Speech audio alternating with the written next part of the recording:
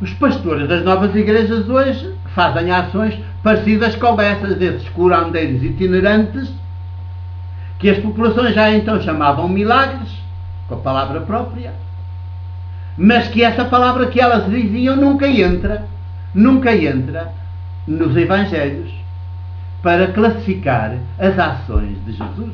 Podem classificar as ações dos pastores das igrejas, os tais que andam aí à cata do dinheiro e das mentiras, a enganar os sofredores, as pessoas, as populações mais sofredoras.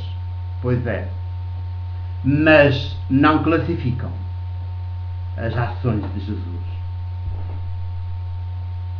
Daí os termos gregos que os autores das narrativas evangélicas escolhem para classificar as ações e as palavras de Jesus. Eles têm toda a cautela em escolher as palavras com que classificam as ações e as palavras de Jesus. Esses termos, a que eu já referi, traduzem bem a experiência radicalmente libertadora que Jesus proporciona às pessoas que com ele privam de perto. E que não é um dom exclusivo de Jesus, mas que há de ser partilhado por quantos lhe dão a sua adesão, passam a viver a sua mesma fé. Como é o meu caso,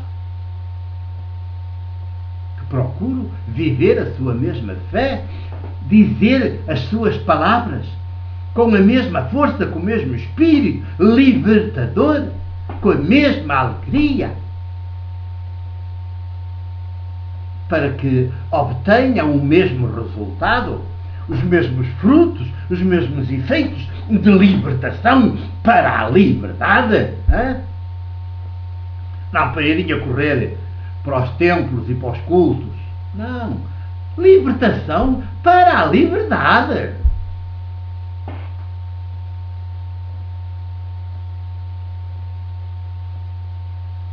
Está bem. E então, isto significa que as ações de Jesus e as palavras de Jesus são ações e palavras que nós, suas discípulas, seus discípulos, em todos os tempos e lugares, havemos de também fazer nossas. Com toda a naturalidade. Para isso é que a fé, a mesma fé de Jesus, faz de nós mulheres e homens com alguma marca distinta, porque nos faz libertadores dos demais. Quando há outros a trabalhar para oprimir as populações, para as assustar, para as manter na treva, no obscurantismo, no medo, na infantilidade, no infantil, escravas, aparecem as discípulas e os discípulos de Jesus, libertos para a liberdade, e que começam com as suas ações, os seus contactos, até com as suas comidas partilhadas, a consciencializar as pessoas, e as pessoas, nossa, as coisas são assim, então também, e passam a transformar-se de dentro para fora.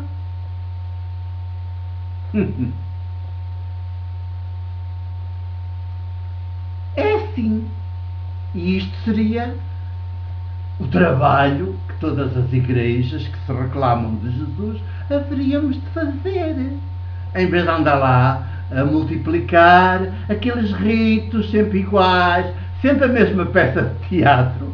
Vocês não dão conta que é sempre a mesma peça de teatro e desgraçada. Sempre a mesma coisa, sempre a mesma coisa.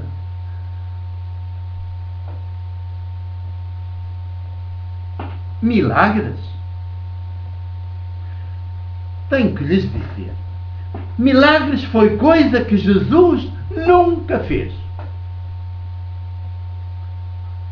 Nem tampouco beneficiou de nenhum em toda a sua vida histórica. Isto é, Jesus nunca beneficiou de nenhum milagre que Deus fizesse a favor dele. que Deus não faz milagres. O Deus de Jesus, claro. Só o Deus dos pastores, dos sacerdotes, dos cultos politeístas do antigamente e do atualmente. Se calhar o Deus dinheiro faz essas coisas mirabolantes para nos assustar ainda mais e nos escravizar. E a gente já não sabe onde se há de meter, não é? Basta uma parada militar aí com blindados na rua e as populações já não sabem onde meter.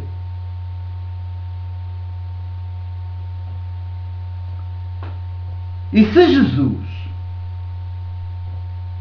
o filho de Maria, o carpinteiro de Nazaré, em determinada altura do seu ministério, como judeu do seu tempo, ainda terá pensado que Deus podia, a qualquer momento, intervir miraculosamente a favor dele, havia uma teologia que vinha do Primeiro Testamento, do Antigo Testamento, que defendia isso, que o justo, em última instância, haveria de ser salvo miraculosamente que fosse por Deus.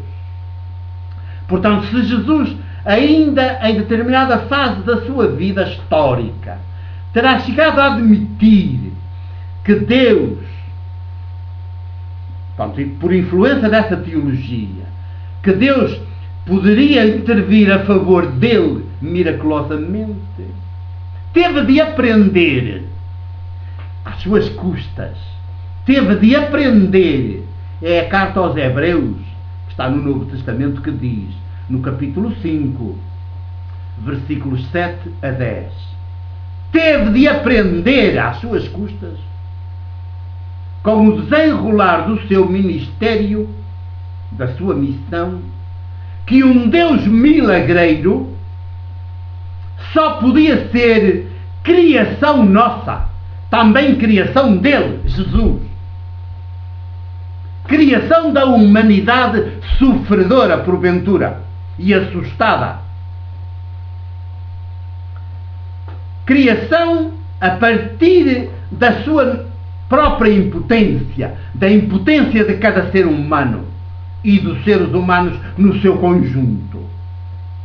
E, sobretudo, criação a partir da impotência das populações mais empobrecidas e mais oprimidas do mundo, que são as que têm sempre mais tendência a pensar logo em milagres e a frequentar os santuários à espera que se realize um milagre a seu favor. É a impotência das populações que as leva a pensar que Deus intervirá miraculosamente a seu favor. As igrejas não têm que explorar isto, têm que esclarecer as populações para que não avancem por aí, que é uma via errada de mentira, e avancem pela via da libertação para a liberdade, que é a via da verdade. Amai a verdade e a verdade vos fará livres. Amai, praticai a verdade. É por aqui, pela verdade, que as igrejas devem ir, e não pela mentira, pelo medo.